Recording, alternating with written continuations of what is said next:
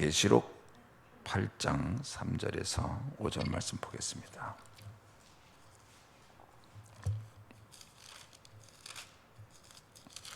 요한계시록 8장 3절에서 5절 말씀 보겠습니다.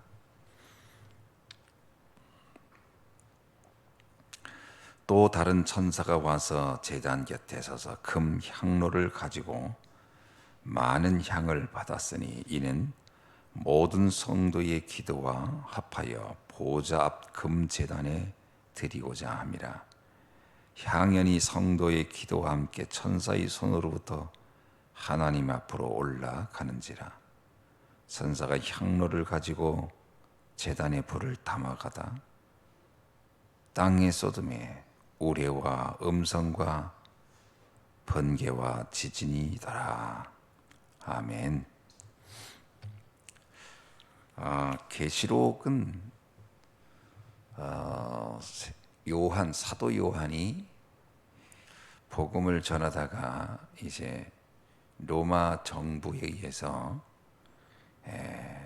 위험인물로 낙인 찍히고 구속이 되게 되죠. 그리고 나서 당시에 그 지중해에 있는 밤무섬이란 섬으로 그가 유배를 되어 가서 그곳에서 있게 됩니다.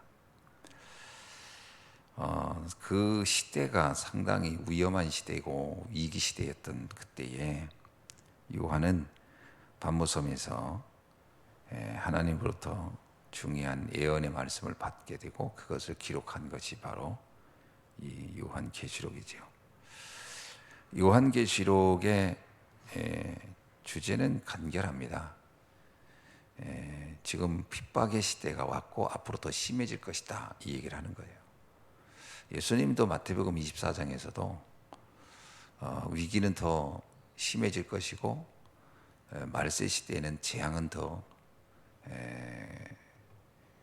커질 것이다. 그러니 그 말세에 대비해서 그 영적인 그 명확한 확신을 갖고 준비하라. 그러나 끝까지 믿음을 지키는 자가 승리한다. 뭐 이런 말씀이 있거든요. 근데 요한도 동일합니다. 위기 시대, 핍박의 시대가 올 것이라는 거예요. 그때 우리가 할 일이 뭐냐라는 거예요. 성도는 끝까지 믿음을 지키고 이 시대의 재앙에 대해서 답을 주는 사람이 돼야 된다는 얘기거든요. 그래서 성도가 할 일이 뭐냐? 정확한 복음을 알고 이 복음을 놓고 누리고 전하는 일을 해야 하는 것이죠. 이게 우리가 말세를 살아가는 성도의 아주 확실하고 명확한 언약입니다. 시대의 재앙은 계속 커질 거라는 거예요. 성경을 보면은 예수님도 그런 얘기하거든요. 평안하다 평안하다 하는 자들의 말을 믿지 말라라는 거예요.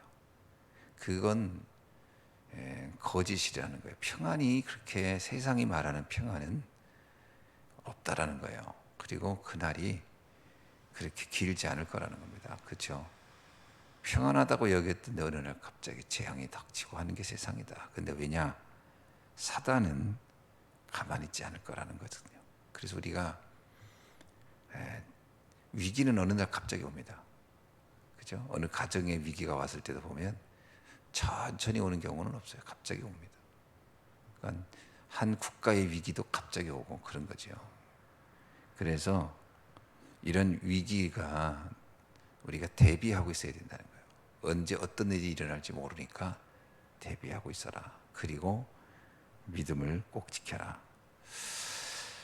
그러면서 얘기하는 게 있습니다. 뭐냐면 이 악령의 존재, 그것이 이 시대의 재앙의 모든 원인이라는 거거든요. 그래서 우리가 성도는 어떤 면에서 영적 전쟁을 하는 존재들이죠. 하나님은 우리에게 영적 전쟁의 대사로, 군사로 보냈다는 거죠. 그래서 바울도 디모데에게 그러잖아요. 우리는 군사고 농부고 선수다. 그게 참 명확한 정체성 같아요. 우리는 지금 세 가지의 그 정체성에 대해서 얘기하는 겁니다. 군인이라는 거, 영적 군인이고, 그리고 운동선수 같이 정확하게 말씀에 룰을 붙잡고 가야 되고, 그리고 농부처럼 살리는 일을 해야 된다. 그 얘기를 하고 있거든요. 근데 농부의 역할이 단순히 가족만 살리는 게 아니거든요. 농부의 수확이나 이런 것은 가문도 살리고 지역도 살리고 국가도 살리는 일이잖아요. 그러니까 농작물이 생산이 안 되면 엄청나게 많은 사람들이 굶주리면 고통당하고 죽잖아요. 그러니까 살리는 일을 해야 된다. 이 세 가지를 계속 얘기하고 있는 거죠.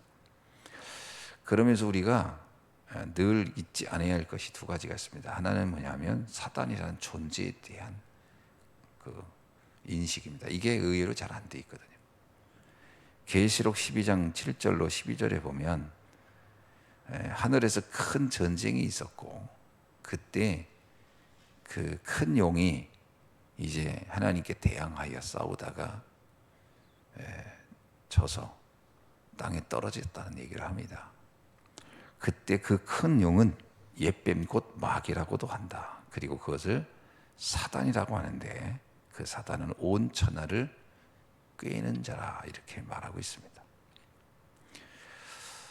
사단의 역할은 아주 명확합니다. 하나님의 뜻에 반한 일을 하는 거죠. 그래서 보면 이 사단은 계속해서 하나님의 뜻을 반대하는데, 그 중에 사단의 공격이 하나님께 직접 대항했다가 떨어진 존재이기 때문에 이 사단은 직접 하나님께 대들지는 않아요. 이미 쓴 맛을 본 거지. 그래서 사단의 공격 그 루트가 바뀐 겁니다. 그것이 뭐냐면 세계를 구원하려는 하나님의 경영, 세계 경영을 하려는 대행자로 세운 인간을 공격하는 거죠. 그래서 사단은 공격의 대상을 사람에게 정한 겁니다. 왜 사람에 대해서 왜 사람은 고통당하느냐라는데, 그 이유는 다른 게 아니에요. 우리에게 맡긴 그 사명이 너무나 중요하기 때문에. 사단은 개를 건드리지 않습니다. 개가 영적 문제시 딸리고 이런 건 없어요. 사단은 동물을 건드리지 않고 식물을 건드리지 않습니다. 사단은 인간을 공격하는 거죠. 그래서 뭐라고 하냐면 세상 온 천하, 한번 계시록 12장 읽어보겠습니다. 한번 읽어보면 아주 명확하게 잘 기록되어 있어요. 12장 7절로 한번 읽어보겠습니다. 7절부터 9절까지. 하늘에 전쟁이 있으니 미가엘과 그의 사자들이 용과 더불어 싸울세. 용과 그의 사자들도 싸우나 이기지 못하여 다시 하늘에서 그들이 있을 곳을 얻지 못한지라. 큰 용이 내쫓기니 옛뱀 곧 마귀라고도 하고 사단이라고도 하며 온 천하를 꿰는 자라. 그가 땅에 내쫓기니 그의 사자들도 그와 함께 내쫓기니라. 와, 이거는 진짜 아주 중요한 사건입니다. 그래서 이 시대에 나오는 모든 재앙의 배후에는 사단의 존재를 반드시 우리는 알아야 되거든요. 그래서 그는 뭐냐면 온 천하를 꿰는 자예요. 그리고 그는 땅으로 내쫓겼고 그는 혼자 오지 않았습니다. 그의 사자들도 그에 함께 내쫓기냐. 그러니까 사단과 그의 졸개들이 함께 세상을 지금 영향을 미치고 있다라고 보는 거죠. 자, 그런데 여기 보면요, 하늘에는 미가엘과 그의 사자들도 있었다. 천사와 사단의 존재를 아주 명확하게 얘기하고 있거든요. 그러니까 하나님의 심부름을 하는 천사, 그 존재와 또 그 천사장 중에 타락한 사단, 이 존재에 대해서 우리는 명확히 알아야 됩니다. 그래서 시편 103편을 한번 보면 뭐라고 쓰고 있느냐? 거기에도 보면 사단의 존재를 존재와 더불어 천사의 사역에 관해서 아주 정확하게 쓰여 있어요. 시편 103편에 보면은 20절로 22절을 보면 이런 말씀이 있습니다. 능력이 있어 여호와의 말씀을 행하며 그의 말씀의 소리를 듣는 여호와의 천사들이여. 천사가 하는 일이 뭐냐면 여호와의 말씀을 행하는 자들이에요. 하나님의 말씀을 전해주는 자들이요. 성경에 보면요, 천사가 모세에게 말씀을 전해주고요, 또 천사가 에레미야에게 그래서 전해주고 이런 역할을 하는 게 이 천사입니다. 그럼 뭐냐? 하나님의 말씀이 행해지는 곳에 반드시 누가 역사하느냐? 천사가 역사한다. 그러니까 하나님의 말씀이 증거되고 선포되는 현장에는 주의 천사가 반드시 있다는 것을 우리는 아셔야 됩니다. 21절엔 그에게 수종들며 그의 뜻을 행하는 모든 천군이요. 그의 뜻을 행하는 모든 천군, 하나님의 뜻이 이루어지는 곳에 있는 천군이요. 하나님의 뜻이 언제 이루어지죠? 아버지의 뜻은 모든 사람이 구원을 받으며 진리에 이르기를 원하노라. 모든 사람이 예수를 그리스도로 믿고 구원받기를 원하는 게 하나님의 뜻이거든요. 그곳에, 그래서 복음이 선포되는 곳에서 역사하는 천군이에요. 그러면서 22절 여호와의 지으심을 받고 그가 다스리는 모든 곳에 있는 너희여. 그래서 누가 다스린? 하나님이 통치하는 곳에 있는 너희여, 여호와를 송축하라. 그래서 주님이 통치하는, 하나님의 나라가 이루어지는 곳에서 활동하는 천군이여. 분명히 다윗은 알고 있었습니다. 그래서 다윗이 그렇게 도망다니면서도 왜 그렇게 당당했고 그가 흔들리지 않고 확신에 찼었냐? 알고 있었습니다. 뭐냐면 내가 지금 하나님의 뜻을 행하고 있고 하나님의 사역을 그 속에 내가 있다면 반드시 천사 천군이 활동한다는 것을 믿었기 때문이죠.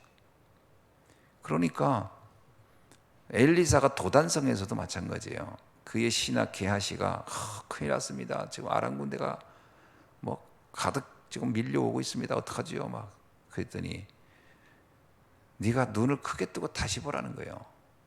과연 그 아람 군대만 있느냐? 저들을 막아야 할 일이 있다면 우리에게 천군과 천사가 있지 않겠냐는 거죠. 그래서 다시 눈을 떠보니까 불말과 불검을 이게 칼을 든 많은 천사들이 도단성을 보호하고 있었다라는 것을 말해주잖아요. 그건 무슨 얘기죠? 그거는 실제로 막 천사가 보입니까? 천사는 영적 존재라 사실 보이는 건 아니에요. 그거는 엘리사의 신앙 고백인 거죠. 그게 하나님이 반드시 천사와 천군을 보내서 역사한다는 것을 말해주고 있는 거거든요. 모세가 이스라엘 백성 이끌고 광야길을 갈 때도요, 이들이 출애굽을 해서 가나안 가는 게 하나님의 뜻이기 때문에 그 하나님의 뜻이 있는 곳에는 아까 얘기했지만 반드시 천군이 움직인다는 거예요. 그래서 성경이 뭐라 하냐면 천사가 모세 앞서 모세 뒤에서 이런 표현을 쓰고 있어요. 그러니까 이게 될 수밖에 없는 일이라는 거죠. 근데 우리가 생각하면 그러면 모세가 하는 데마다 늘 모든 게 그냥 완벽하게 다 이루어졌냐? 천군 천사가 있으니까 그런 것도 아니에요. 인간에게 맡겨진, 우리에게 맡겨진 사역도 있기 때문에 그것을 천사가 나서서 다 미리 다 해결해버리고 이런 게 아닙니다. 우리가 해야 할 일들은 또 있는 거예요. 그래서 결국 때로는 이스라엘 백성들이 전쟁에 패할 때도 있습니다. 그때도 그것이 우리에게 주어진 미션이고 우리가 감당해야 할 일이기 때문에 그걸 지켜보는 거죠. 예를 들어서 우리가 생각할 때 이제 그 12명의 정탐꾼이 가서 정탐하고 와서 10명이 못 가겠다 그리고 2명은 가자 그럽니다. 그러면 가는 게 하나님의 뜻이지만 거기에 머물러서 영적 준비가 안 돼 있는 백성이 준비하는 과정도 하나님의 뜻이에요. 그래서 우리가 생각할 때 그럼 천군이 있고 천사가 있으면 그냥 다 끌고 들어가면 되는데, 이건 인간은 이렇게 하나님이 명령하면 움직이는 로봇가 아니기 때문에 하나님의 뜻을 놓고 많은 부분을 우리가 묵상하고 생각하고 그래야 됩니다. 결정적으로 이스라엘 백성이 광야길에 있으면서 많은 언약을 다시 확인하고 점검하고 후대를 키우고 하는 과정에 있죠. 그리고 나중에 들어갑니다. 들어갔더니 뭐예요? 여리고성이 무너지죠. 그때는 또 하나님께서 절대 불가능이 절대 가능하도록 역사합니다. 그런 일들을 보면은 하나님께서 하나님의 뜻을 이루는 곳에 우리가 어떤 중심을 가지고 가야 하는가를 잘 말해주고 있죠. 그래서 요한계시록도 그 얘기예요. 뭐냐면 너희가 핍박 당할 거라는 거예요. 환난도 올 거라는 거예요. 뭐 어제도 우리 설명했습니다만 우리가 받은 상급 중에는 고난도 있다 이런 얘기 하잖아요. 고난을 받아야 한다면 받아야 되는 거죠. 그 나무가 자라면서 열매가 익어가는 과정은 온실에서 큰 열매보단 온실 밖에서 크는 열매가 훨씬 더 중요합니다. 열매도 그렇고 씨앗도 그렇고. 그러면 따뜻한 태양을 비치는 것도 과실에게 필요하지만 때로는 폭풍이 몰아오고 바람이 불고 비바람을 맞는 것도 그 과일을 키우는 데는 아주 필요한 요소 중에 하나인 거죠. 그래서 하나님은 하나님의 뜻을 이루는 곳에 주의 천군과 천사를 파송해서 역사하니까 절대로 흔들리지 말라 이런 얘기입니다. 그 중에 가장 중요한 결론이 요한계시록 8장 3절 5절입니다. 우리가 기도할 때에, 그죠? 진짜 중요한 천군 천사의 활동 중에 가장 중요한 활동이 뭐냐? 우리의 기도가 응답되도록 역사한다는 겁니다. 어떤 면에서 시편 23편 또는 시편 전체를 보면은 그 내용은 다 기도문입니다. 어떤 면에서 다윗이 저렇게 승리할 수 있었던 힘의 근원은 그가 돌을 잘 던졌기 때문이가 아니고 기도의 사람이었기 때문이라는 거죠. 그래서 진짜 기도는 천사를 움직이는 힘이 있다. 이렇게 보면 되죠. 하나님의 뜻에 맞는 기도는 천군이 움직이는 시간이다.